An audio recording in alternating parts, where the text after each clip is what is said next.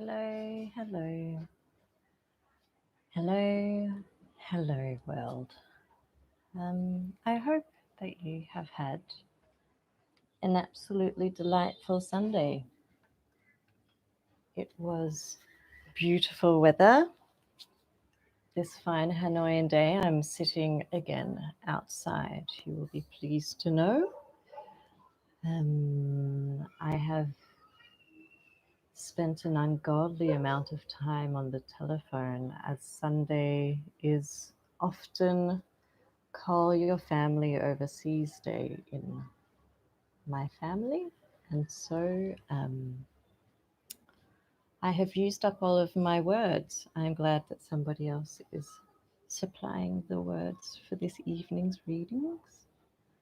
Hmm, tonight's readings are dedicated to, in this case, my uncle and auntie who, during my childhood and adolescence,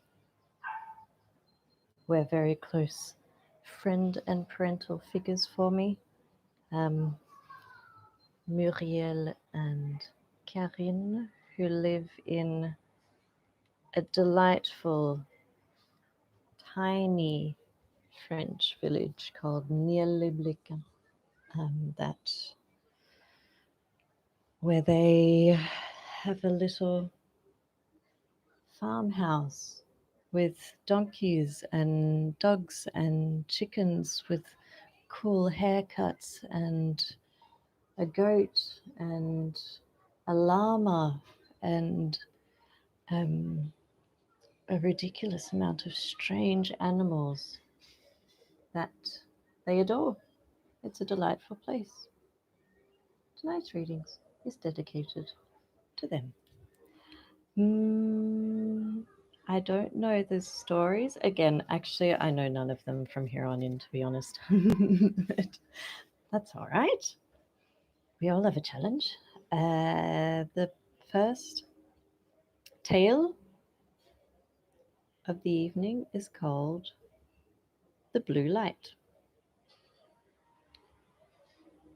A soldier had served a king, his master, many years, till at last he was turned off without pay or reward. How he should get his living he did not know, so he set out and journeyed homeward all day in a very downcast mood, until in the evening he came to the edge of a deep wood. The road leading that way he pushed forward, but had not gone far before he saw a light glimmering through the trees, towards which he bent his weary steps, and soon came to a hut where no one lived but an old witch. The poor fellow begged for a night's lodging and something to eat and drink, but she would listen to nothing. However, he was not easily got rid of, and at last she said, "I think I will take pity on you this once, but if I do, you must dig over all my garden for me in the morning." The soldier agreed very willingly and asked and to the soldier agreed very willingly to anything she asked, and he became her guest.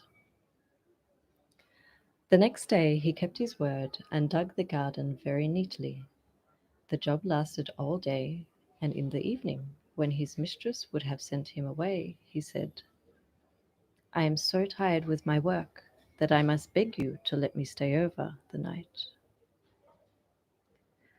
The old lady vowed at first that she would not do such a thing, and after a great deal of talk he carried his point, agreeing to chop up a whole cartload of wood for her the next day. This task too was duly ended, but not till towards night, and then he found himself so tired that he begged a third night's rest, and this too was given, but only on his pledging his word that he next day would fetch the witch the blue light that burnt at the bottom of the well. When morning came, she led him to the well's mouth, tied him to a long rope, and let him down. At the bottom, sure enough, he found the blue light as the witch had said, and at once made the signal for her to draw him up again. But when she had pulled him up so near to the top that she could reach him with her hand, she said, "Give me the light, I will take care of it," meaning to play him a trick by taking it for herself and letting him fall again to the bottom of the well. But the soldiers saw through her wicked thought and said, "No, I shall not give you the light till I find myself safe and sound out of the well." At this she became very angry and dashed him with the light she had longed for many a year down to the bottom. And there lay the poor soldier for a while in despair, on the damp mud below, and feared that his end was nigh. But his pipe happened to be in his pocket still half full, and he thought to himself, I may as well I may as well make an end of smoking you out. It is the last pleasure I shall have in this world. So he lit the blue light and began to smoke. Up rose a cloud of smoke, and on a sudden a little black dwarf was seen making his way through the midst of it. "What do you want with me, soldier?" said he. "I have no business with you," answered he. But the dwarf said, "I am bound to serve you in everything as lord and master of the blue light." "Then first of all, be so good as to help me out of this well." No sooner said than done. The dwarf took him by the hand and drew him up, and the blue light, of course, with him. "Now do me another piece of kindness," said the soldier. "Pray let that old lady take my place in the well." When the dwarf had done this, and lodged the witch safely at the bottom, they began to ransack her treasures, and the soldier made bold to carry off as much of her gold and silver as he could. Then the dwarf said, "If you should chance at any time to want me, you have nothing to do but to light your pipe at the blue light, and I will soon be with you." The soldier was not a little pleased at his good luck, and went to the best inn in the first town he came to, and ordered some fine clothes to be made, and a handsome room to be got ready for him. When all was ready, he called his little man to him, and said, "The king sent me away penniless, and left me to hunger and want.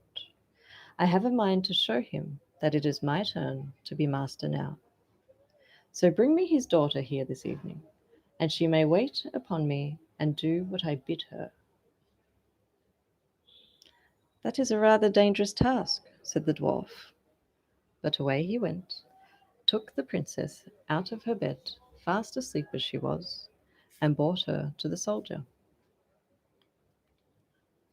Very early in the morning he carried her back, and as soon as she saw her father, she said, "I had a strange dream last night.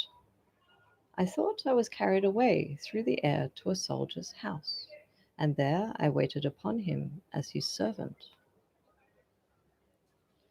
Then the king wondered greatly at such a story, but told her to make a hole in her pocket and fill it with peas, so that if it were really as she said, and the hole was not a dream,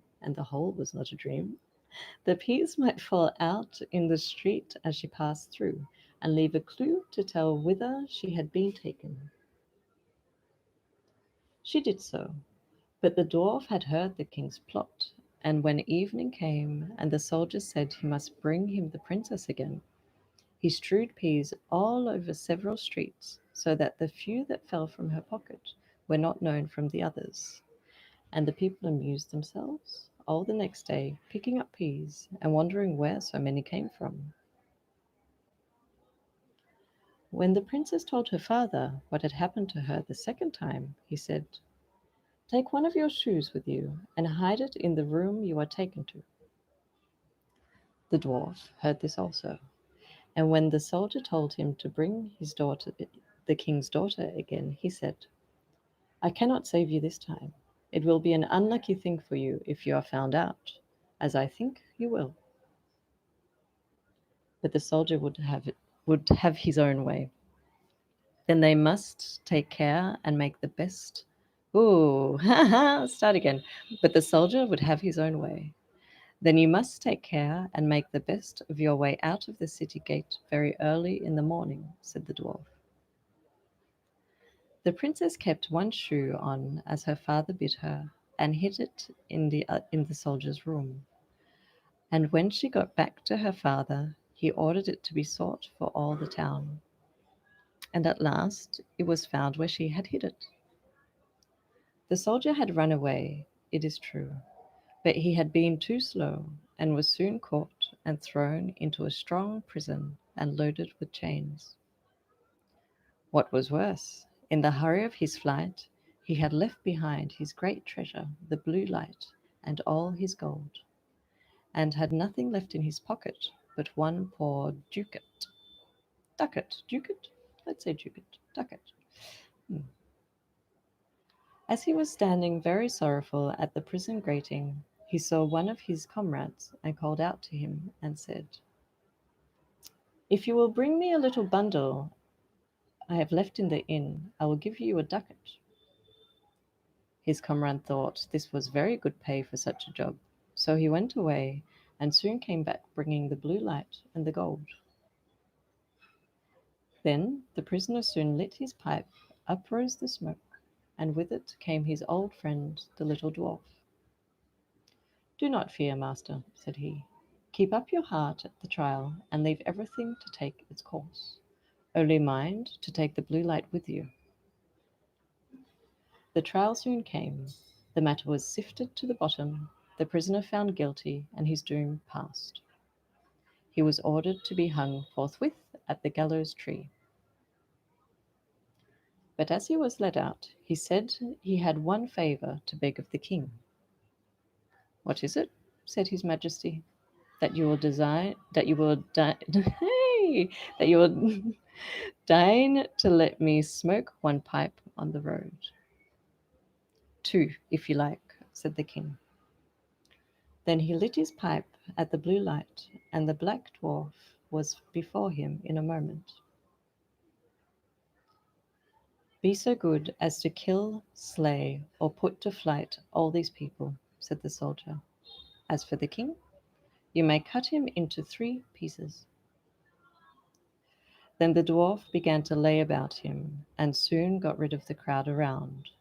But the king begged hard for mercy, and to save his life, agreed to let the soldier have the princess for his wife, and to leave the kingdom to him when he died.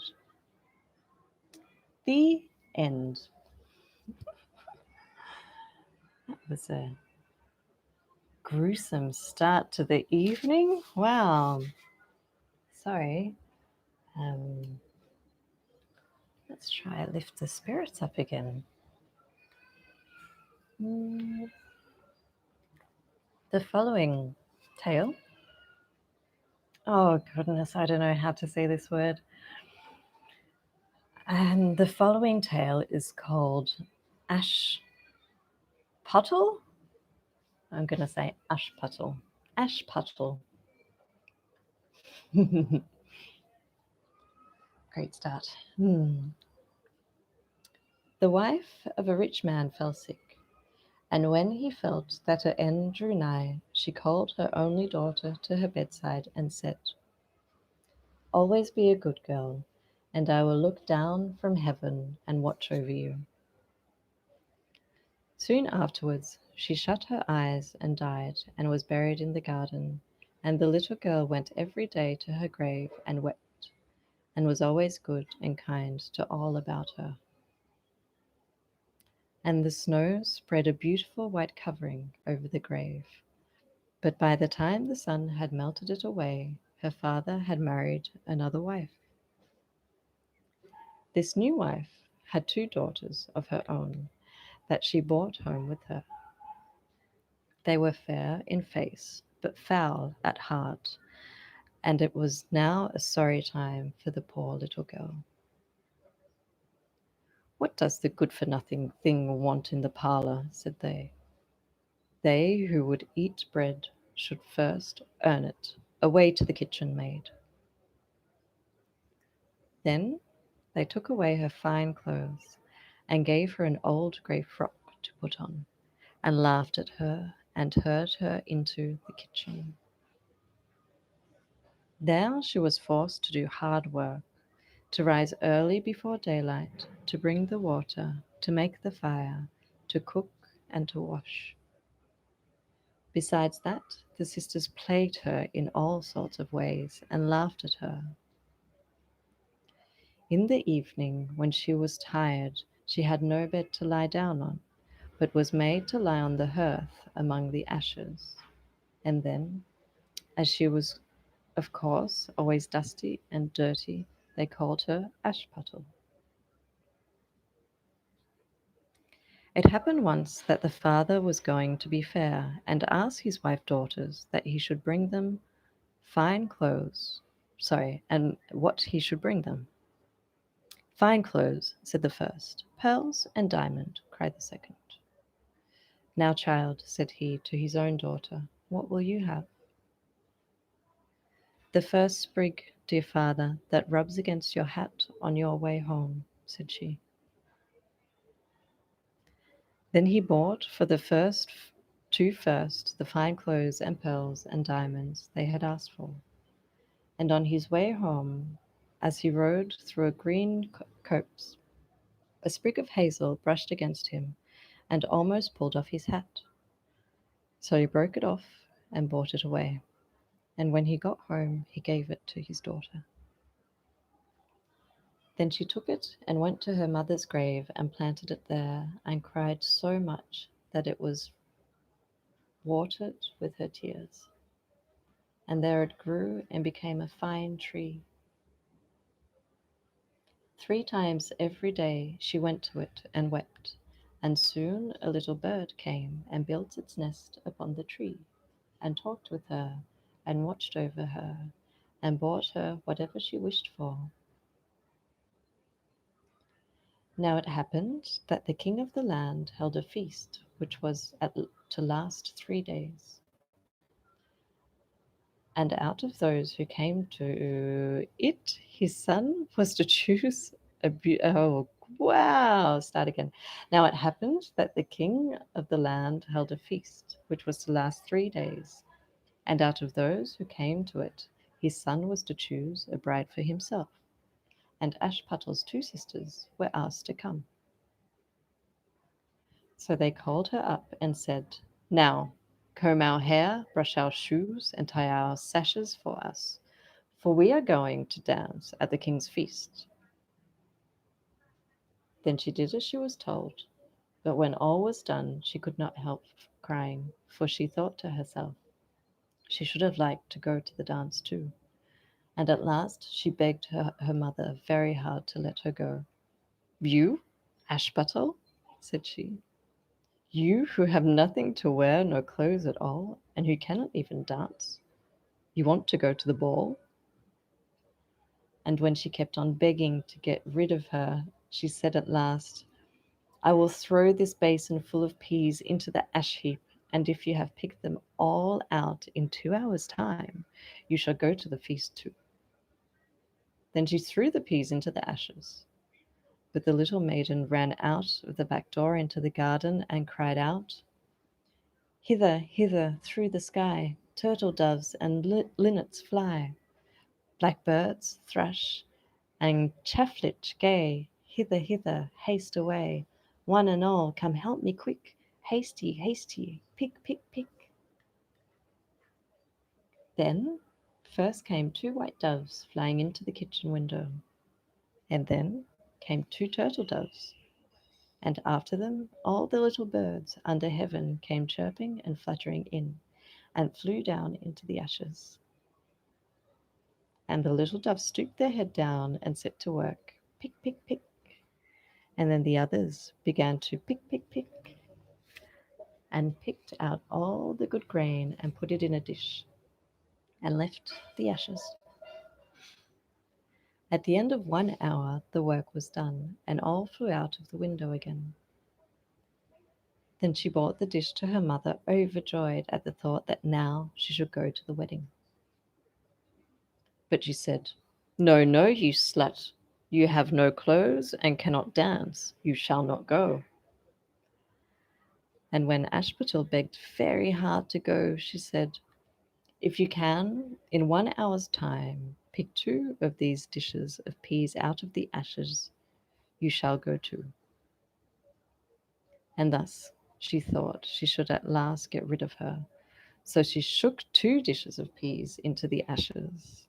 But the little maiden went out to the garden at the back of the house and cried out as before, "Hither, hither, through the sky, turtle doves and linnets fly, blackbird, thrush, and chaffling gay, hither, hither, haste away, one and all, come help me quick, hasty, hasty, pick, pick, pick." Then first came 2 white doves in at the kitchen window, and then came the 2 turtle doves, and after them all the little birds under heaven came chirping and hopping about, and flew down about the ashes. And the little doves put their heads down and set to work, pick, pick, pick. And then the others began, pick, pick, pick. And they put all the good grain into the dishes and left all the ashes. Before half an hour's time all was done, and out they flew again. And then Ashputtel took the dishes to her mother, rejoicing to think that she should now go to the bowle. But her mother said, "It is all of no use. You cannot go. You have no clothes and cannot dance, and you would only put us to shame." And off she went with her 2 daughters to the feast. Now, when all were gone and nobody left at home, Ashputtel went sorrowfully and sat down under the hazel tree and cried out, "Shake, shake, hazel tree, gold and silver over me." Then her friend the bird flew out of the tree and bought a gold and silver dress for her, and slippers of spangled silk, sorry. And she put them on and followed her sisters to the feast. But they did not know her, and thought it must be some strange princess. She looked so fine and beautiful in her rich clothes, and they never once thought of Ashputtel, but took for granted that she was safe at home in the dirt. The king's son soon came up to her and took her by the hand and danced with her and no one else, and he never left her hand. But when anyone else came to ask her dance, he said, "This lady is dancing with me." Thus they danced till a late hour of the night, and then she wanted to go home, and the king's son said, "I shall go and take care of you to your home," for he wanted to see where the beautiful maid lived. But she slipped away from him unawares and ran off towards home, and the prince followed her, but she jumped up into the pigeon house and shut the door. Then he waited till her father came home, and told him that the unknown maiden who had been at the feast had hid herself in the pigeon house. But when they had broken open the door, they found no one within, and as they came back into the house, Ashputtel lay, as she always did, in her dirty frock by the ashes, and her dim lit lamp burnt in the chimney, for she had run as quickly as she could through the pigeon house and on to the hazel tree, and here had taken off her beautiful clothes and laid them beneath the tree, that the bird might carry them away, and had seated herself amid the ashes again in her little grey frock. The next day, when the feast was again held, and her father, mother, and sisters were gone, Ashputtel went to the hazel tree and said, "Shake, shake, hazel tree, gold and silver over me." And the bird came and brought a still finer dress than the one she had worn the day before. And when she came in to the ball, everyone wondered at her beauty. But the king's son, who was waiting for her, took her by the hand and danced with her.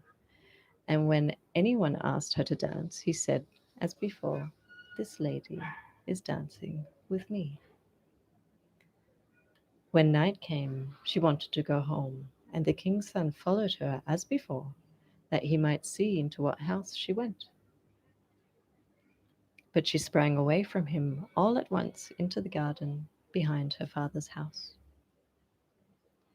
In this garden stood a fine large pear tree full of ripe fruit, and Ashputtel, not knowing where to hide herself, jumped up into it without being seen. Then the king's son could not find out where she was gone, but waited till her father came home, and said to him, "The unknown lady who danced with me has slipped away, and I think she must have sprung into the pear tree." The father thought to himself, "Can it be Ashputtel?" So he ordered an axe to be brought, and they cut down the tree, but found no one upon it. And when they came back into the kitchen, there lay Ashputtel in the ashes as usual, for she had slipped down on the other side of the tree, and had carried her clothes back to the bird at the hazel tree, and then put on her grey frock. The third day, when her father and mother and sisters were gone, she went to the garden and said, "Shake, shake, hazel tree, gold and silver over me." Then her kind friend, the bird, brought a dress still finer than the former one, and slippers which were all of gold, so that when she came to the feast, no one knew what to say for wonder at her beauty. And the king's son danced with her alone. And when anyone asked her to dance, he said, "This lady is my partner." So when night came, she wanted to go home. And when the king's son would go with her, and said to himself, "I will not lose her this time." But however, she managed to slip away from him, though in such a hurry that she dropped her left golden slipper upon the stairs. So the prince took the shoe, and went the next day to the king his father, and said, "I will take for my wife the lady that this golden slipper fits." Then both the sisters were overjoyed to hear this, for they had beautiful feet, and had no doubt that they could wear the golden slipper. The eldest went first into the room where the slipper was, and wanted to try it on, and the mother stood by. But her great toe could not go into it, and the shoe was altogether much too small for her. Then the mother gave her a knife, and said, "Never mind, cut it off. When you are queen, you will not care about toes. You will not want to go on foot." So the silly girl cut her great toe off, and squeezed the shoe on, and went to the king's son. Then he took her for his bride, and set her beside him on his horse, and rode away with her. But on the way home they had to pass by the hazel tree that Ashputtel had planted, and there sat a little dove on the branch, singing, "Back again, back again, look to the shoe. The shoe is too small, and not made for you. Prince, prince, look again for thy bride, for she's not the true one that sits by thy side." Then the prince got down and looked at her foot, and saw by the blood that streamed from it that it was a trick she had played him. So he turned his horse round, and brought the false bride back to her home, and said, "This is not the right bride. Let the other sister try and put on the slipper." Then she went into the room and got her foot into the shoe, all but the heel, which was too large. But her mother squeezed it in till the blood came, and took her to her king's son, and set her as his bride by the side of his horse, and rode away with her. But when they came to the hazel tree, the little dove sat there and sang, back again, look at the shoe. The shoe is too small, and not made for you. Prince, prince, look again for thy bride, for she's not the true one that sits by thy side."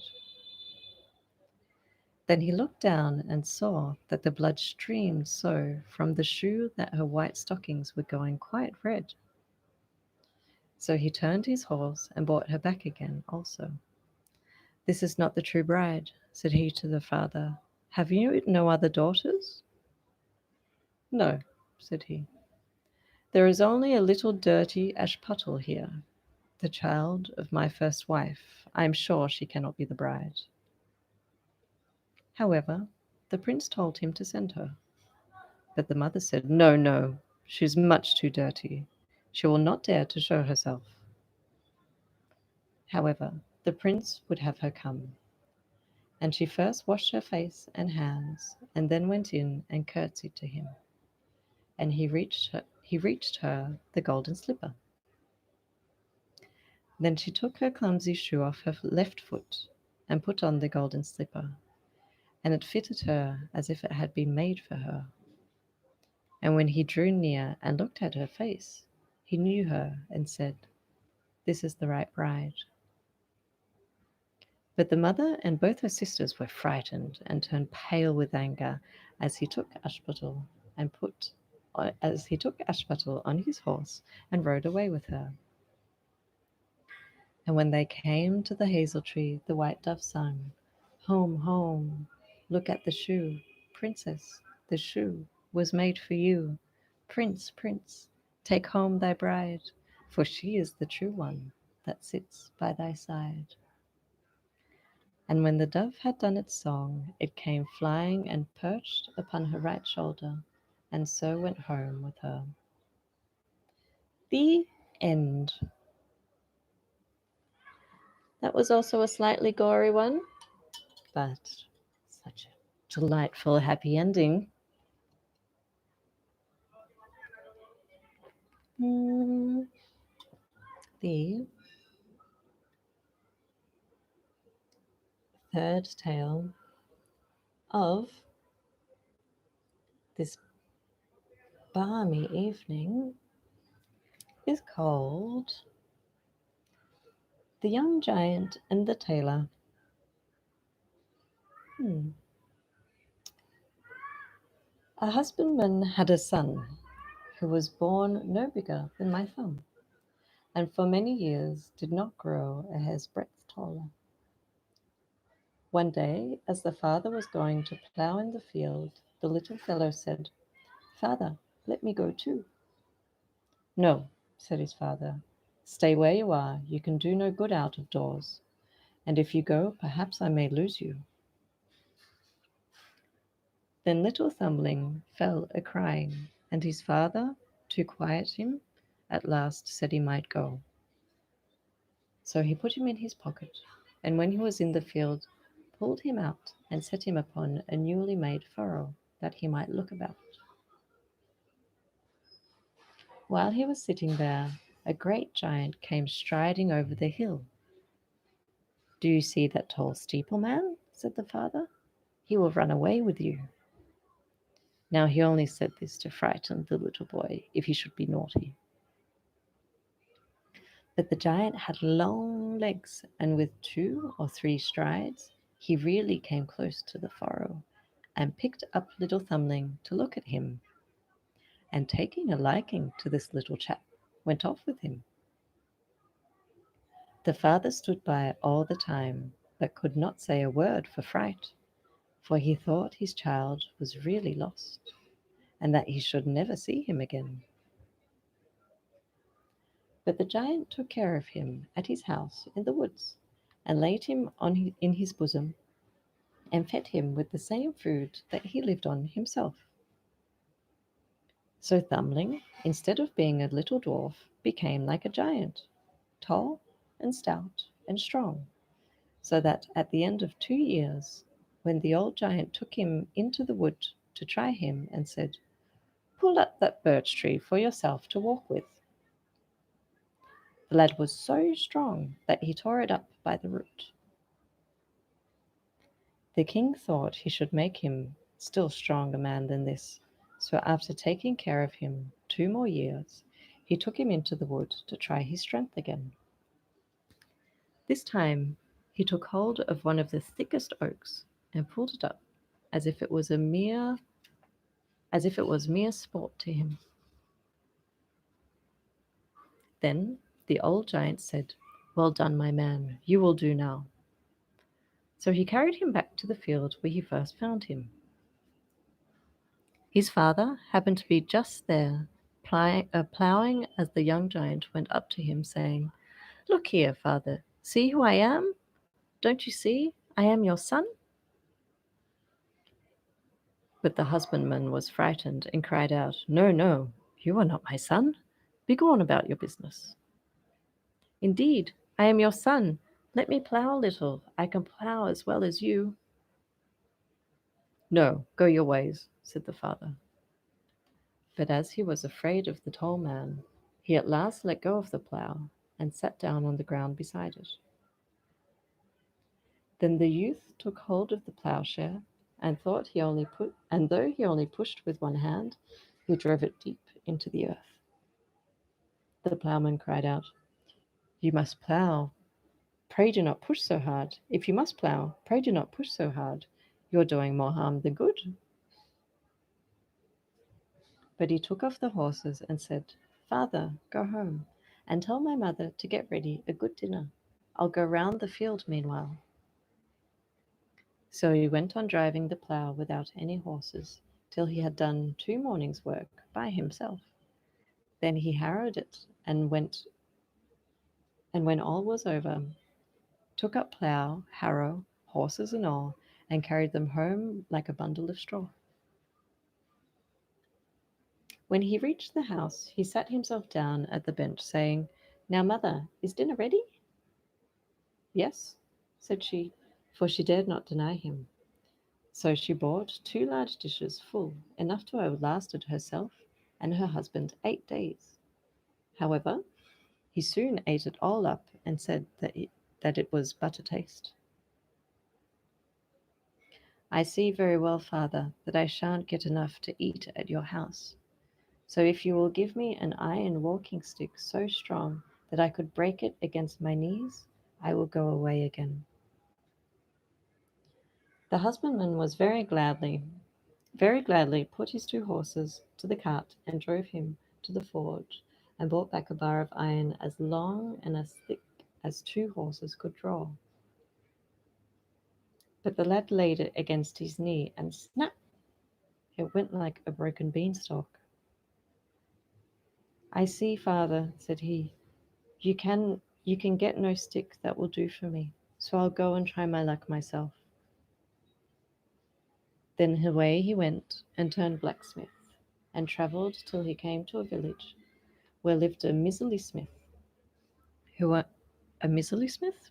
Where lived a miserly smith, who earned a great deal of money, but kept all he got to himself, and gave nothing away to anybody. The first thing he did was to step into the smithy, and asked if the smith did not want a journeyman. "Aye," said the cunning fellow, as he looked at him and thought what a stout chap he was, and how lustily he would work and earn his bread. "What wages do you ask?" "I want no pay," said he, "but every fortnight, when the other workmen are paid, you shall let me give you 2 strokes over the shoulders to amuse myself."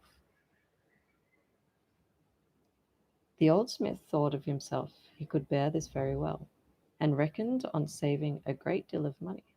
So the bargain was soon struck. The next morning the new workman was about to begin to work, but at the first stroke that he hit, when his master brought him the iron red hot, he shivered it into pieces, and the anvil sunk so deep into the earth that he could not get it out again. This made the old fellow very angry. "Hello!" cried he, "I can't have you for a workman. You are too clumsy. We must put an end to our bargain." "Very well," said the other, "but you must pay for what I have done. So let me give you only 1 little stroke, and then the bargain is all over." So saying, he gave him a thump that tossed him over a load of hay that stood near. Then he took the thickest bar of iron in the forge for a walking stick and went on his way. When he had journeyed some way, he came to a farmhouse and asked the farmer if he wanted a foreman. The farmer said yes, and the same wages were agreed for before with the blacksmith. The next morning the workmen were all to go into the wood, but the giant was found to be fast asleep in his bed when the rest were all up and ready to start. "Come, get up," said one of them to him. "It's high time to be stirring. You must go with us." "Go your way," muttered he sulkily. "I shall have done my work and get home long before you." So he lay in bed 2 hours longer, and at last got up and cooked and ate his breakfast, and then at his leisure harnessed his horses to go to the wood. Just before the wood was a hollow, through which all must pass, so he drove the cart on first, and built up behind him such a mound of faggots and briars that no horse could pass. This done, he drove on, and as he was going into the wood, met the others coming out on their road home. "Drive away," said he, "I shall be home before you still." However, he only went a very little way into the wood, and tore up one of the largest timber trees, put it into his cart, and turned about homeward. When he came to the pile of faggots, he found all the others standing there, not being able to pass. "So," said he, "you see, if you had stayed with me, you would have been home just as soon, and might have slept an hour or two longer." Then he took his tree on one shoulder and his cart on the other, and pushed through as easily as though he were laden with feathers. And when he reached the yard, showed the tree to the farmer, and asked if it was not a famous walking stick. "Wife," said the farmer, "this man is worth something. If he sleeps longer, still he works better than the rest." Time rolled on, and he had served the farmer his whole year. So when his fellow labourers were paid, he said he also had a right to take his wages. But great dread came upon the father at the thought of the blows he was to have, so he begged him to give up the old bargain and take his whole farm and stock instead. "Not I," said he. "I will be no farmer. I am foreman, and so I mean to keep, and be paid as we agreed." Finding he could do nothing with him, the farmer only begged one fortnight's respite, and called together all his friends to ask their advice on the matter.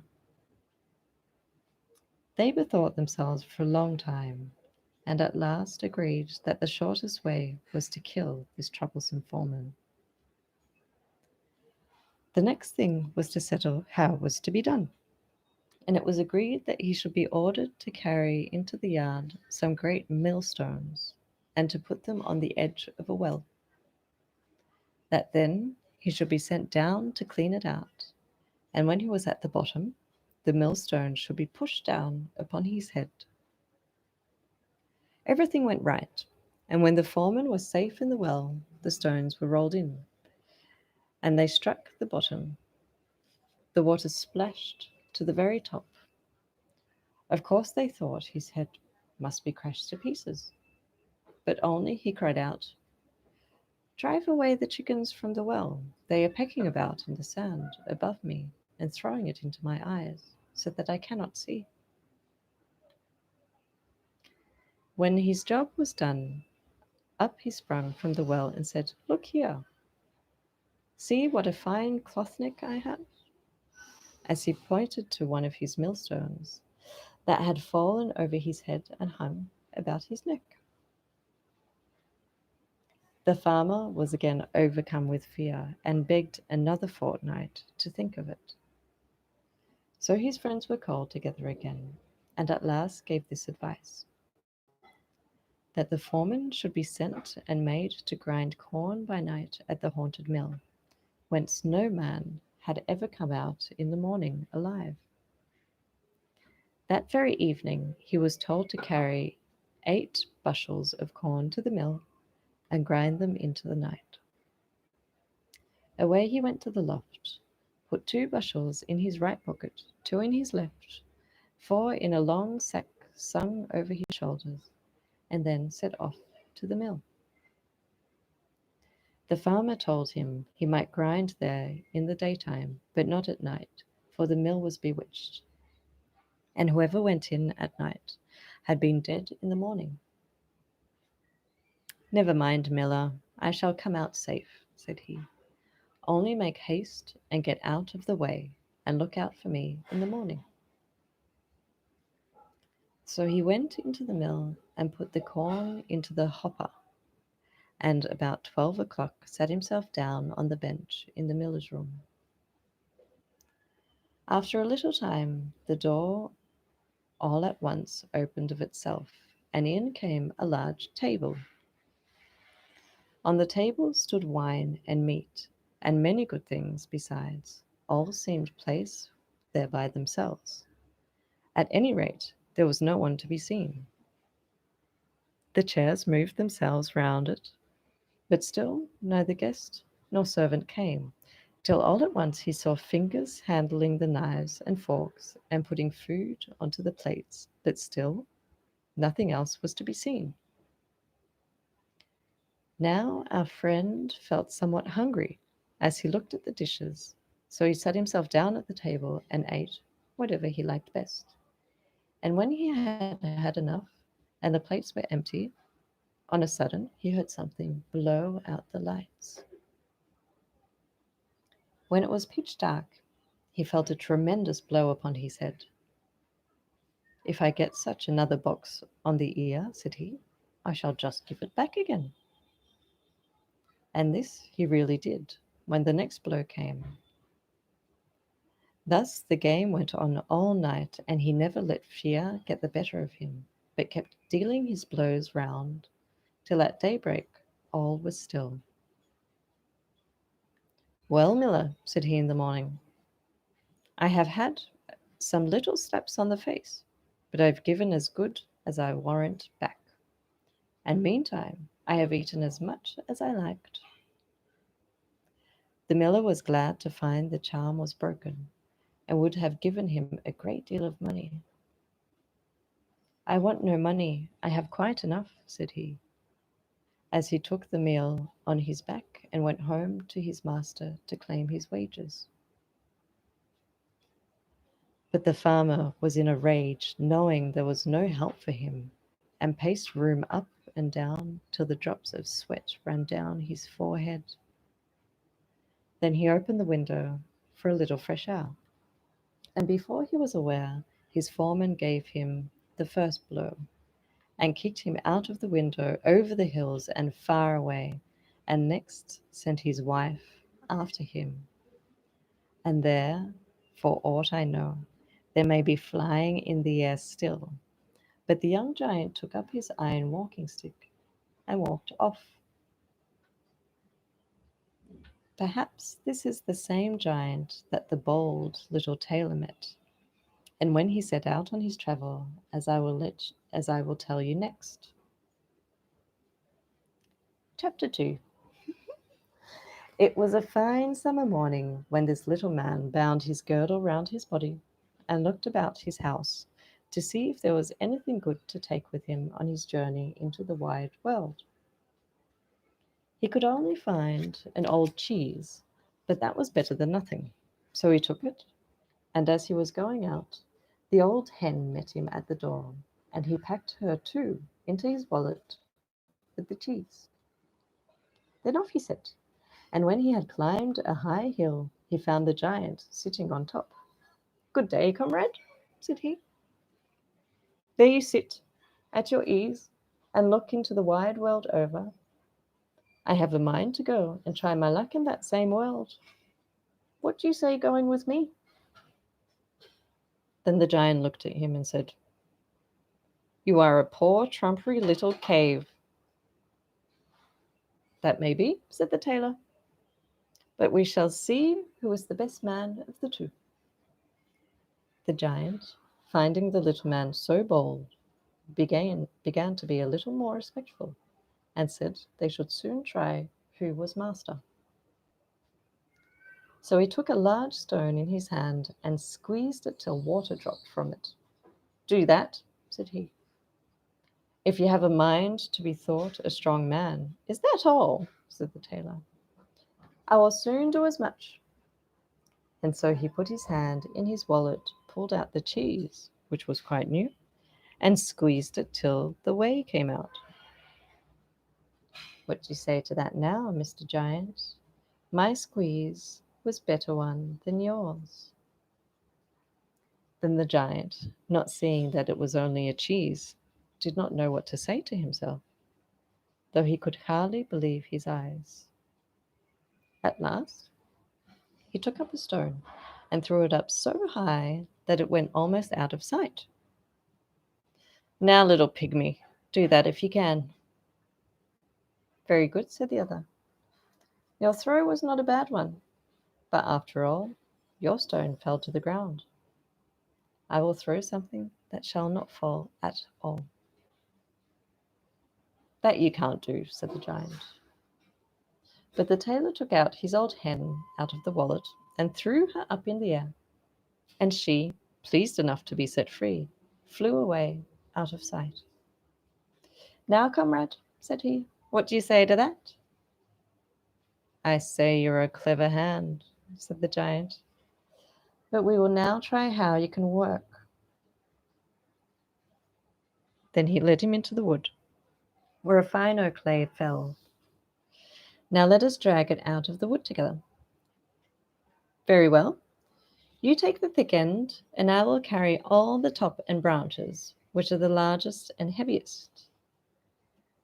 So the giant took the trunk and laid it on his shoulder, but the cunning little rogue, instead of carrying anything, sat himself at his ease among the branches, and let the giant carry stem, branches, and tailor into the bargain.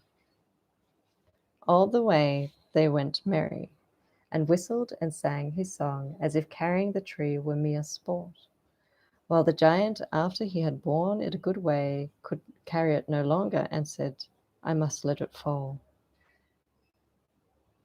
Then the tailor sprung down and held the tree as if he were carrying it, saying, "What a shame that such a big lout as you cannot carry a tree like this." Then on they went together till they came to a tall cherry tree, and the giant took hold of the top stem and bent it down to pluck the ripest fruit. And when he had done, gave it over to his friend that he too might eat. But the little man was so weak that he could not hold the tree down, and went up with it, swinging in the air. "Hallo!" said the giant. "What now? You can't hold that twig?" "To be sure I could," said the other. "But don't you see there's a huntsman who is going to shoot into the bush where we stood? So I took a jump over the tree to be out of the way. You should do the same." The giant tried to follow, but the tree was far too high to jump over, and he only stuck fast in the branches for the tailor to laugh at him. "Well, you are a fine fellow after all," said the giant.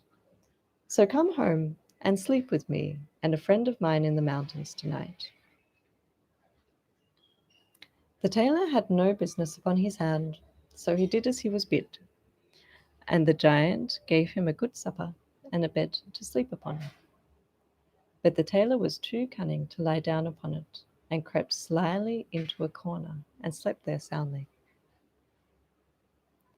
When midnight came, the giant came softly into the room with his iron walking stick, and gave such a stroke upon the bed that he thought his guest was lying, that he said to himself, "It's all up now with that grasshopper. I shall have no more of his tricks." In the morning the giants went off into the woods and quite forgot him, till all on a sudden they met him trudging along, whistling a merry tune, and so frightened they were at the sight that they both ran as fast as they could. Then on went the little tailor, following his spuddy nose, till at last he reached the king's court, and began to brag very loud of his mighty deeds, saying he was come to serve the king. To try him, they told him that the two giants who lived in a part of the kingdom a long way off were becoming the dread of the whole land, for they had begun to rob, plunder, and ravage all about them, and that if he was so great a man as he said, he should have 100 soldiers, and should set out to fight these giants. And if he bet them, he should have half the kingdom. With all my heart, said he, but as for your 100 soldiers, I believe I shall do as well without them.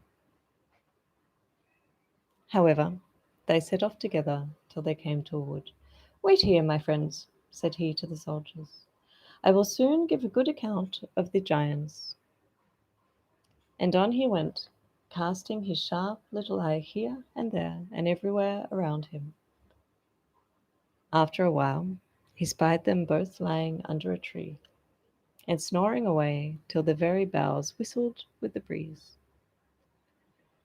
The game's won for a penny, said the little man, as he filled his wallet with stones and climbed the tree under which they lay. As soon as he was safely up, he threw one stone after the other at the nearest giant, till at last he woke up in a rage and shook his companion, crying out, "What did you strike me for?" "Nonsense, you were daydreaming," said the other. "I did not strike you." Then both lay down to sleep again, and the tailor threw stones at the second giant till he sprung up and cried, "What are you about? You struck me." "I did not," said the other. And on they wrangled for a while, till as both were tired, they made up the matter and fell asleep again. But then the tailor began his game once more, and flung the largest stone he had in his wallet with all his force, and hit the first giant on the nose.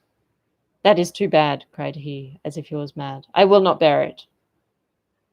So he struck at the other a mighty blow. He, of course, was not pleased at this, and gave him such another box on the ear, and at last a bloody battle began. Up flew the trees by the roots, the rocks and stones went bang at one another's heads, and in the end both lay dead upon the spot. "It is a good thing," said the tailor, that they let my tree stand. I must have made a fine jump."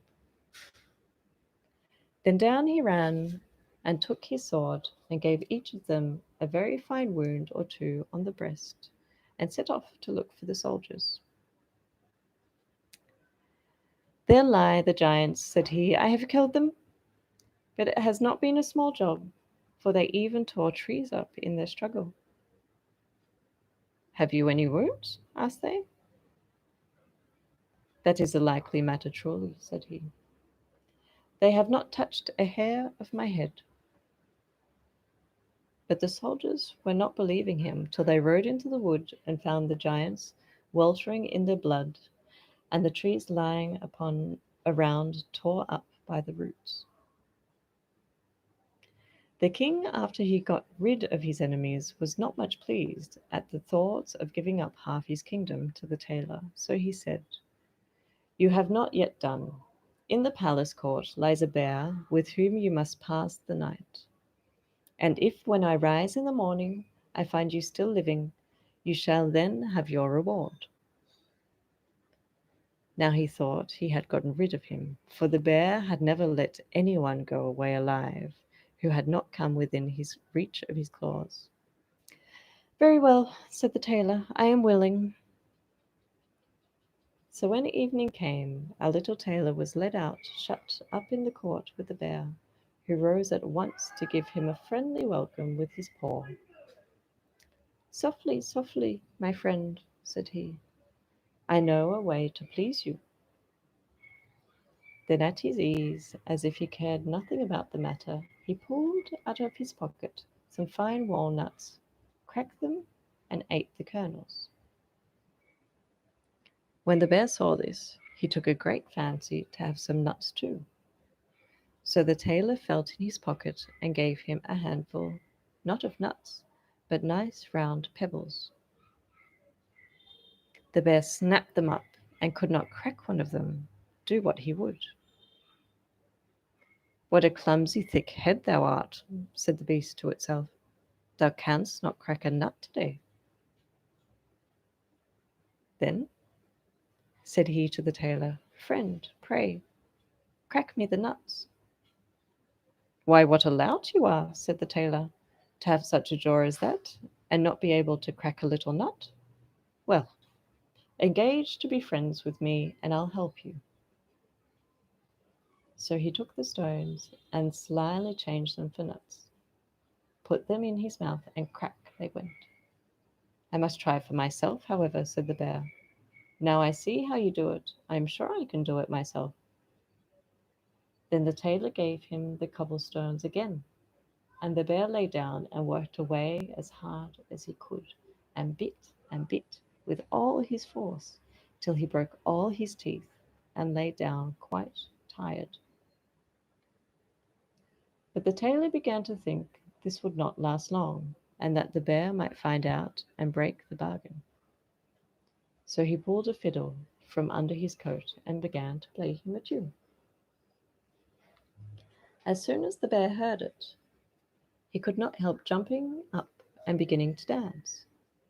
And when he had jigged away for a while, the thing pleased him so much that he said, "Hark ye, friend, is the fiddle hard to play upon?" "No, not at all," said the other. "Look ye, I lay my left hand here, and then I take the bow with my right, and thus scrape it over the strings there, and away it goes merrily, hop, sa, sa, fa, la, la." "Will you teach me to fiddle?" said the bear, "so that I may have music wherever I want to dance?" "With all my heart. But let me look at your claws.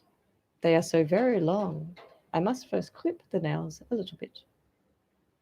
Then the bear lifted up his paws, one after the other, and the tailor screwed them down tight and said, "Now wait till I come with my scissors."